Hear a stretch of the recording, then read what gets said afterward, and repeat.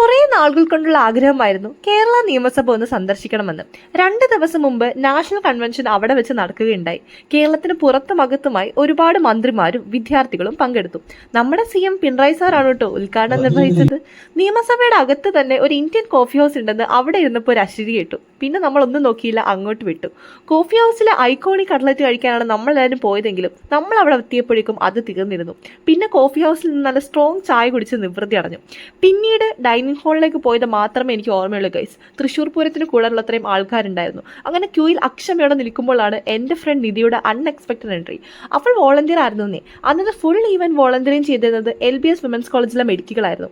അങ്ങനെ അവൾക്ക് ബൈ പറഞ്ഞ് നമ്മൾ ബാക്ക് ടു ഫുഡ്. ഞാൻ ഫുഡ് കഴിക്കാൻ നേരം ഐസ്ക്രീം സെഷൻ്റെ അവിടെ 1-2 ആൾക്കാർ മാത്രമേ ഉണ്ടായിരുന്നുള്ളൂ. ഇപ്പം മറ്റേ ഷുഗർ കട്ടിൻ്റെ കാലമാണല്ലോ, അതുകൊണ്ടാവും ആരും അങ്ങോട്ട് സമീപിക്കാത്തത് എന്ന് കരുതി എനിക്ക് തെറ്റി ഗൈസ്. ഞാൻ ഫുഡ് കഴിച്ച് വന്നപ്പോഴേക്കും അവിടെ ഫുൾ തിരക്കായിരുന്നു. അങ്ങനെ ഒരു ഐസ്ക്രീം എനിക്കും കിട്ടി ഗൈസ്.